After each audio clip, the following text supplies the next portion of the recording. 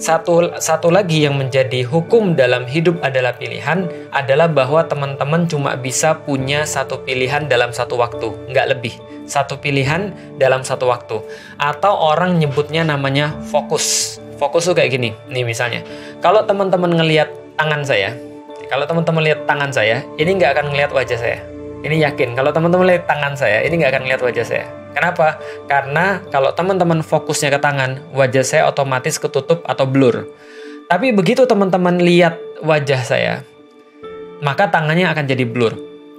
Sama misalnya kayak fokus kamera. Kamera itu kan bisa fokus. Contoh misalnya, kalau misalnya saya begini, ini artinya kameranya lagi fokus ke mata saya. Maka tangan saya jadi blur. Tapi kalau seandainya kameranya nggak nangkep mata saya, dia akan nangkep tangan saya, nih. Dan wajah saya jadi blur. Manusia juga sama. Artinya kalau kita bicara tentang fokus itu cuma satu dan nggak bisa lebih. Fokus itu ya cuma bisa satu di satu waktu. Tidak bisa kemudian dua fokus dalam satu waktu. Kenapa? Karena manusia memang fokusnya cuma satu. Misal kalau kita lihat, mau tidak mau harus diakui, kamera zaman sekarang itu yang semakin mahal dinilai dari mana? Dari autofocus. Bisa nggak kamera itu memfokuskan dengan cepat objek-objek yang bergerak?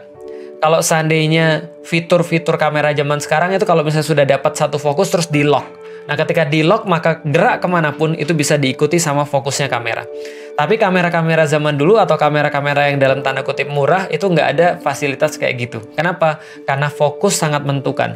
Kita hanya bisa fokus kepada satu titik di dalam satu waktu. Maka kalau kita memilih untuk fokus pada sesuatu, kita harus rela untuk kehilangan yang lain. Contoh kekuatan fokus. Pernah nggak teman-teman dulu main bola? Main bola dan pas kita main bola, setelah main bola kakinya sakit banget. Kita baru tahu ternyata ada beling nancep di kaki atau melukai kaki kita. Ternyata lukanya cukup besar sampai ke daging-dagingnya dan kita nggak kerasa sama sekali ketika kita main bola.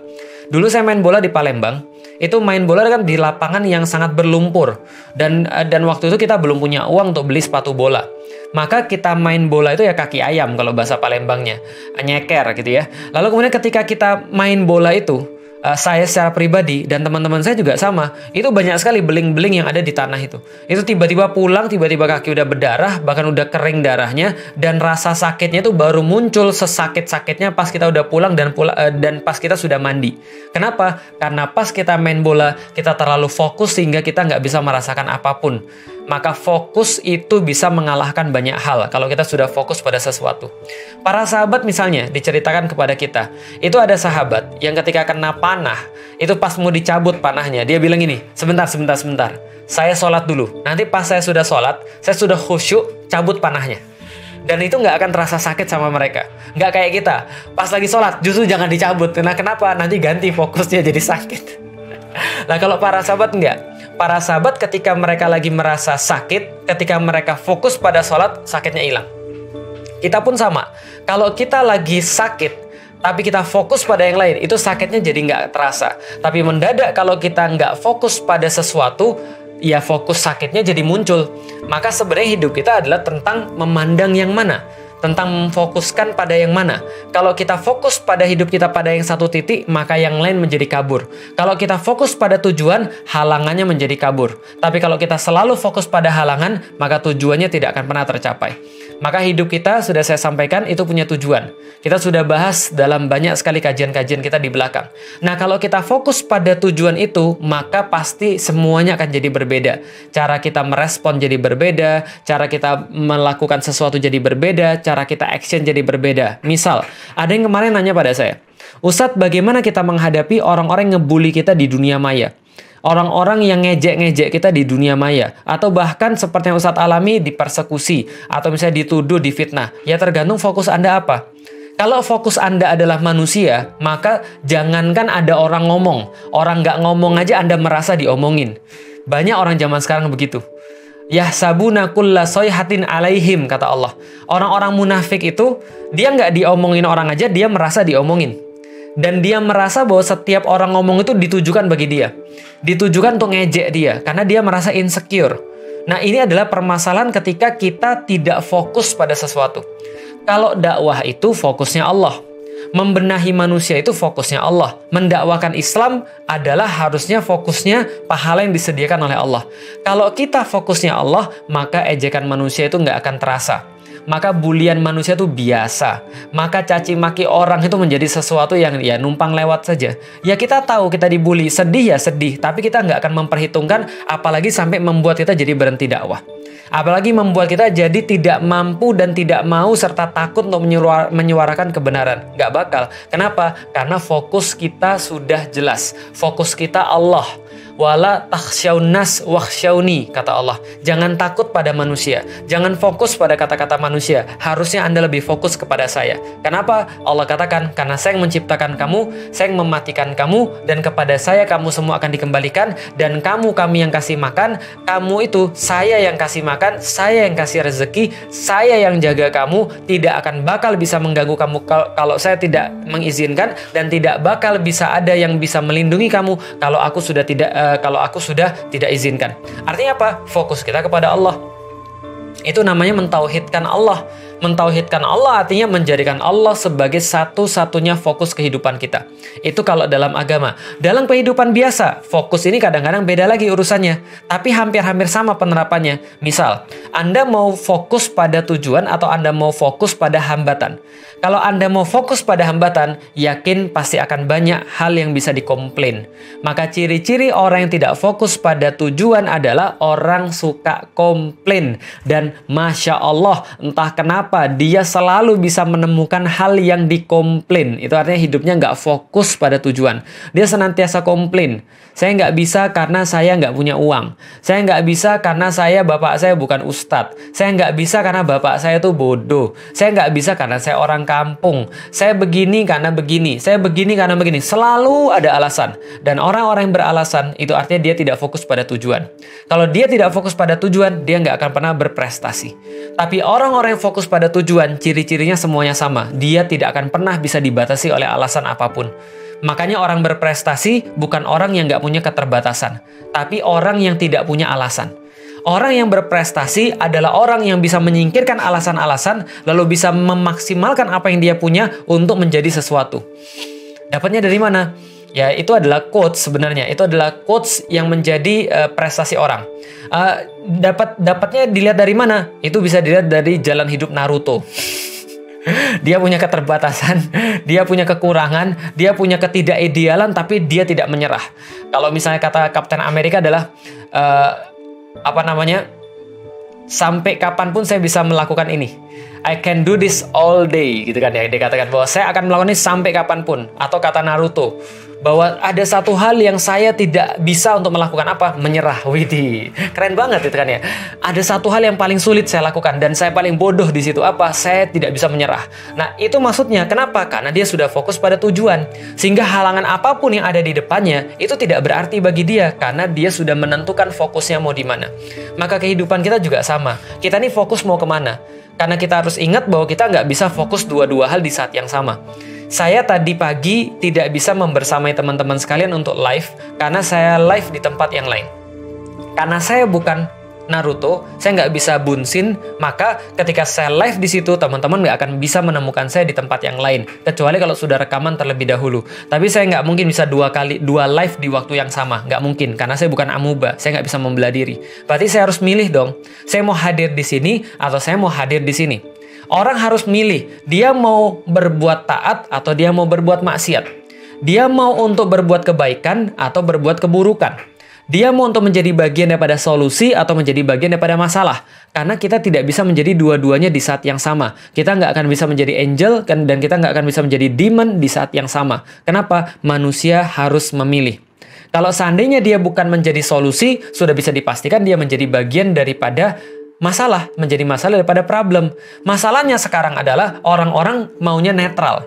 Saya netral aja deh, saya nggak usah milih. Nggak bisa, karena netral itu juga sebuah pilihan. Bicara tentang netral, teman-teman sekalian, kalau jangankan kita, mobil aja netral aja nggak jalan. Nah, tapi kalau teman-teman mau jalan, ya bisa mundur, bisa maju, bisa kiri, bisa kanan. Tapi hidup adalah pilihan. Dan pilihan itu cuma bisa dibuat satu dalam satu waktu, nggak bisa dua dan nggak bisa lebih. Maka fokus ini menjadi sesuatu yang sangat penting. Kalau kita sudah menunjukkan fokus kita pada satu hal, maka disitulah seluruh sumber daya yang kita punya akan kita manfaatkan sebaik-baiknya untuk fokus yang sudah kita pilih. Kita punya uang, kita tahu mau untuk diberikan kemana. Kita punya waktu, kita tahu mau diberikan kemana. Karena kita sudah punya fokus. Tapi kalau orang yang nggak punya fokus, maka hidupnya nggak akan terarah. Hari ini dia jualan HP, karena orang-orang banyak buka counter HP. Besok dia jualan cendol, karena orang-orang juga buat cendol cappuccino. Besok lagi ketika sudah nggak ada lagi cendol cappuccino, dia jualan yang lain lagi. Maka semuanya akan start over, mulai lagi dari awal. Karena dia nggak punya kekuatan fokus. Matahari kalau sana menyinari manusia tidak akan bisa membolongi apapun, nggak bisa untuk membakar apapun. Tapi bila difokuskan sumber daya matahari itu pakai kaca pembesar lalu difokuskan pada satu titik, maka satu titik itu bisa menjadi sangat kuat sekali. Maka orang-orang zaman dulu berkata, jangan takut sama pendekar yang punya banyak jurus. Kenapa? Biasanya jurusnya biasa, mediocre. Tapi kalau Anda ketemu dengan seorang pendekar, dan dia cuma bisa 3 jurus saja, dasar-dasar saja 3 jurus, tapi dilatih selama puluhan tahun, ini baru ngeri. Kenapa? Karena dia sudah spesialis di situ, dia sudah fokus di situ. Dan inilah pentingnya menjadi fokus. Hidup adalah pilihan. Kalau gitu boleh nggak kita fokus untuk menjadi seorang ilmuwan bukan seorang pendakwah? Nah, ini yang salah pikir. Karena yang dimaksud dengan fokus itu adalah pada perkara-perkara yang spesifik. Menjadi hamba Allah itu bukan pilihan. Menjadi hamba Allah itu adalah sebuah keharusan bagi orang-orang yang berpikir. Tapi pilihan bagi orang-orang yang masih mikir-mikir. Tapi kalau bagi orang berpikir, ya menjadi hamba Allah bukan sebuah pilihan. Itu adalah sebuah hal yang memang menjadi sebuah keharusan, kewajaran. Maka tergantung nanti kalau sudah mau menjadi hamba Allah, kita mau milih di jalur yang mana. Kita mau milih di jalur ilmuwan, kita mau milih di jalur dagang, kita mau milih di jalur misalnya ya apalah terserah. Yang jelas memang ada spesialisasi. Karena Rasulullah pun punya spesialisasi para sahabat. Kalau Rasul berbicara tentang perang, Rasul mengajak para sahabat-sahabat yang memang jago perang. Kalau Rasul berbicara tentang hukum, yang diajak yang pintar, yang bisa menginstibat dalil, yang bisa menggali dalil. Kalau Rasul berbicara tentang masalah ngumpulin iuran, ngumpulin dana, maka yang diajak ngobrol adalah orang-orang yang punya dana, orang-orang yang kaya. Artinya, setiap pilihan-pilihan hidup kita, selama tetap sebagai hamba Allah, memenangkan agama Allah, berarti yang manapun itu sudah termasuk pilihan-pilihan yang benar. Tapi yang saya pengen sampaikan adalah, teman-teman tidak bisa punya 2 pilihan di waktu yang sama. Karena kita memerlukan fokus di dalam hidup kita untuk bisa hidup dengan benar. Hidup adalah pilihan. Wahadainahu najdain. Allah katakan di dalam Al-Quran, kami tunjukkan kepada kalian 2 jalan. Ada jalan yang fajir, ada jalan yang takwa. Kalau orang memilih untuk fajir, maka dengan sendirinya dia meninggalkan ketakwaan kepada Allah. Tapi kalau dia memilih untuk takwa, maka dengan sendirinya dia akan menghilangkan kefajiran. Dari sini kita dapat lagi sebuah rumus. Apa rumusnya? Kalau kita mau untuk jadi baik, sederhana, ada 2 cara. 1, tinggalkan keburukan. Karena kalau kita sudah meninggalkan keburukan, kita akan cari penggantinya. Dan pengganti keburukan adalah kebaikan. Maka selain daripada meninggalkan keburukan, kalau Anda mau jadi orang baik, kalau Anda mau jadi orang apik, maka lakukanlah kebaikan-kebaikan. Otomatis kalau Anda melakukan kebaikan, maka Anda akan jauh daripada keburukan. Itulah teorinya orang hijrah. Jadi kalau ada orang masih bermaksiat, ada orang masih berbuat buruk, maka kita akan coba bantu dia. Bagaimana cara membantu dia? Mengenalkan dia dengan eksistensi kebaikan. Mengenalkan dia dengan eksistensi hal-hal yang bersifat apik, hal-hal yang bersifat taat. Maka taat itu akan seperti maksiat. Taat itu nyandu, maksiat juga nyandu. Tergantung yang mana yang paling kuat, taatnya atau maksiatnya. Ini kemudian yang kedua. Yang berikutnya teman-teman sekalian, setelah yang pertama, hidup kita adalah hasil daripada pilihan-pilihan di masa lalu, dan yang ke depan adalah hasil daripada yang sekarang. Yang kedua teman-teman sekalian, hidup adalah pilihan dan cuma ada 1 pilihan yang bisa dibuat dalam 1 waktu. Dan pilihlah yang fokus sehingga Anda bisa membenahi hidup Anda. Fokus pada kebaikan-kebaikan dan jadikan diri Anda spesial dalam kebaikan-kebaikan yang sudah Anda pilih. Yang ketiga, setiap pilihan pasti punya resiko. Dan setiap resiko itu lebih besar dalam pilihan yang lebih besar. Karena hidup ini kayak dagang. Kalau Anda pengen dapat hasil lebih besar, Anda harus punya modal lebih besar. Katanya Spider-Man, katanya Paman Ben ketika menasihati Peter Parker gitu kan ya. With great power comes great responsibilities. Dengan sebuah dengan sebuah kekuatan yang besar akan muncul tanggung jawab yang besar. Maka hati-hati kalau Anda pengen minta amanah yang besar, pengen minta kekuatan yang besar. Coba aku jadi orang kaya. Coba kalau aku kaya. Coba kalau aku pinter. Coba itu. Allah kalau kasih pada Anda, nanti Allah akan minta konsekuensi yang lebih besar. Coba lihat di dalam Al-Quran teman-teman sekalian. Ada kisah di surat Al-Ma'idah di mana Hawariyun itu meminta ma'idatan minas sama, makanan dari langit. Makanya nama suratnya Al-Ma'idah. Apa kata mereka? Isa, tolong minta kepada Tuhanmu dong, kepada Allah, agar menurunkan pada kami makanan dari langit. Isa bilang, kenapa harus ada makanan dari langit? Kata mereka, supaya kami lebih tenang dan kami lebih bisa meyakini bahwa jalan kami ini benar. Bahwa Allah yang kami sembah itu benar. Maka diturunkan makanan dari langit, ma'idah atau hidangan-hidangan daripada langit. Lalu kemudian Allah katakan, sekarang sudah saya turunin. Konsekuensinya adalah, kalau masih ada yang di antara kalian kufur setelah tanda yang begini, maka saya akan mengazab kalian lebih berat lagi. Jelas ya? With great power comes great responsibilities. Ketika kita pengen pilihan yang lebih besar, maka kita akan menanggung lebih besar juga. Karena setiap pilihan pasti punya konsekuensi. Bahkan tidak memilih, yang juga adalah sebuah pilihan, juga punya konsekuensi. Contoh, ada orang naik pesawat. Konsekuensinya apa? Resikonya apa? Resikonya dia jatuh pesawatnya. Resiko orang naik mobil, tabrakan.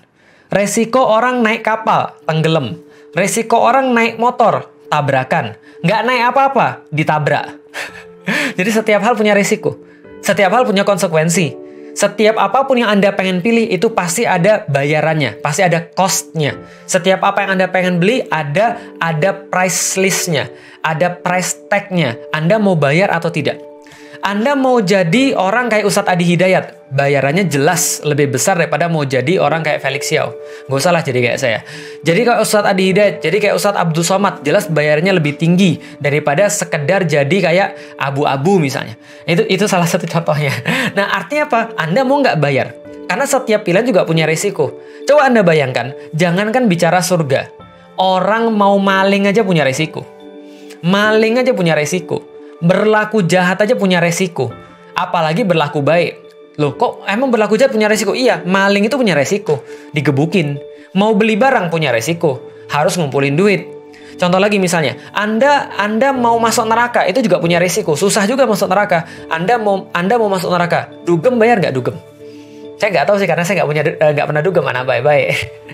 Coba tanya sama Ustadz Abu Fida gitu ya. Dugem bayar nggak? Ya bayar.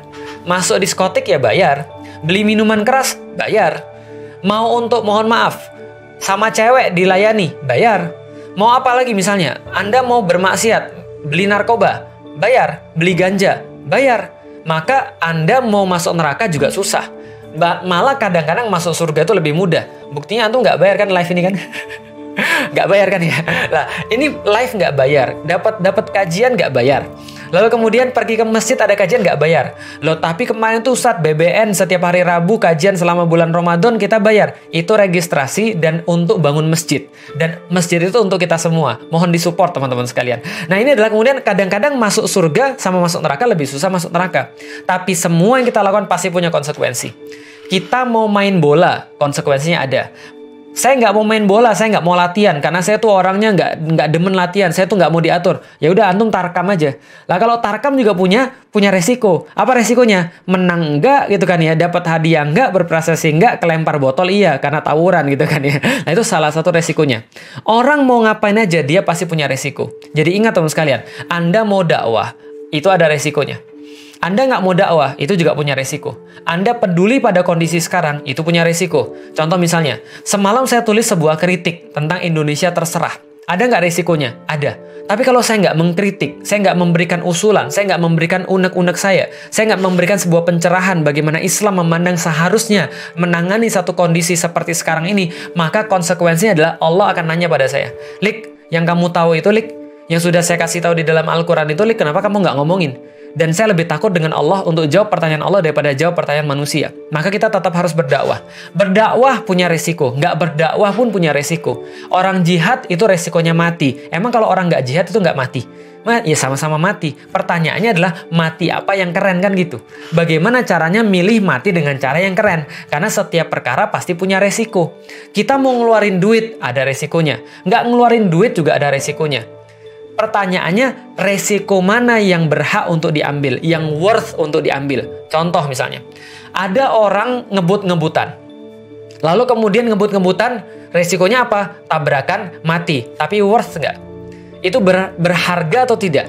Itu benar-benar layak atau tidak? Dengan orang-orang yang ketika dia memperjuangkan agama Allah, kayak saudara-saudara kita yang ada di Suriah misalnya, dia juga mati, syahid. Nah ini namanya mati yang keren. Kenapa? Karena worth it. Jadi pertanyaannya, setiap hal pasti punya resiko. Resiko mana yang memang harus kita ambil untuk kemudian kehidupan kita. Dan kalau kita sudah memilih satu hal yang besar, siap-siap untuk nanggung resiko yang lebih besar. Ada orang pengen menegakkan Islam. Ada orang pengen untuk mendapatkan kemuliaan di dunia dan di akhirat. Tapi dia nggak mau berusaha. Ini namanya omong kosong. Ini namanya cuma daydreaming. Ada orang pengen untuk mendapatkan balasan daripada Allah dengan balasan yang terbaik. Tapi dia nggak mau mengorbankan apapun. Ini namanya omong kosong. Karena kalau dia semakin tinggi, dia semakin harus mengeluarkan yang lebih. Ada dua anak. Satu berkata, saya pengen jadi juara kelas. Yang kedua berkata, saya ingin jadi juara se-Indonesia. Maka yang pengen jadi juara se-Indonesia harus lebih siap belajar lebih lama. Harus lebih siap untuk kemudian ngantuk lebih banyak. Harus lebih siap untuk dimarahin mentornya lebih banyak daripada orang yang cuma pengen juara sekelas. Maka Allah sampaikan di dalam Al-Quran, ketika kita pengen lebih, maka kita harus keluarkan lebih. Kemarin sudah saya singgung, iyyaka na'budu wa iyyaka nasta'in. Kalau Anda pengen sesuatu yang lebih, mbok ya keluarkan sesuatu yang lebih. Maka setiap Allah menjanjikan kebaikan demi kebaikan, Allah senantiasa kasih kita konsekuensinya. Innallaha astara minal mu'minina anfusahum wa amwalahum bi anna lahumul jannah. Innallaha astara, Allah membeli, Allah kayak berdagang dengan kita. Innallaha astara minal mu'minina, dengan orang-orang yang mukmin. Bi anfusahum wa amwalahum bi anna lahumul jannah. Yaitu Allah mengganti anfus Anda, yaitu adalah jiwa Anda, lalu harta Anda, bi anna lahumul jannah, lalu menggantinya dengan surga. Padahal itu sangat-sangat nggak masuk akal bagi kita. Kenapa nggak masuk akal? Yang ngasih nyawa ya Allah, yang ngasih jiwa ya Allah, yang ngasih suara ya Allah, yang ngasih tenaga ya Allah, yang ngasih kepinteran, yang ngasih otak ya Allah. Tapi itu semua Allah mau buyback, beli balik, lalu ganti kita dengan surga, Masya Allah. Makanya kemudian di dalam Al-Quran juga sama. Ya ayyuhalladzina amanu, hal adullukum ala tijaratin tunjikum min azabin alim. Ya wahai orang-orang yang beriman, mau nggak kami kasih tahu bagaimana caranya berdagang dengan kami, membebaskan diri Anda daripada azab yang pedih. Apa kata Allah? Tu'minuna billahi wa rasulihi wa tujahiduna fisabilillahi bi amwalikum wa anfusikum. Sama, Anda pergi berjihad setelah beriman kepada Allah, lalu beriman pada Rasulnya, pergi berjihad di jalan Allah dengan harta Anda, dengan nyawa Anda, dengan harta Anda, dengan jiwa Anda. Maka dengan cara seperti itu Allah ganti dengan surga dan Allah bebaskan Anda semua daripada siksaan-siksaan. Hidup adalah pilihan. Kita cuma milih satu, bisa. Dan semakin besar yang kita pilih, maka semakin besar yang harus kita keluarkan, yang harus kita lakukan.